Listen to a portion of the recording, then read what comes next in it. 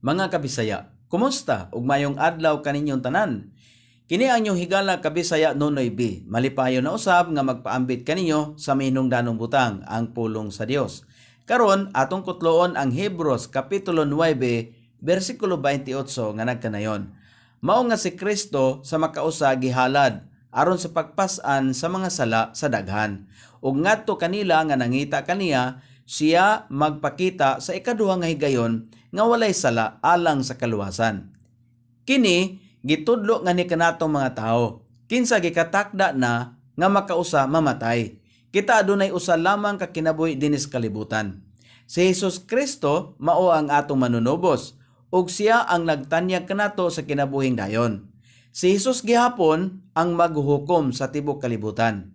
Adunay duha lamang nga paghukom nga iyang himuon.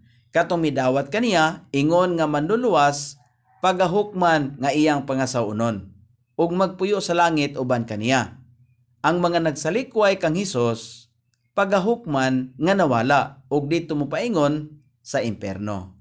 Salamat ug maayong adlaw.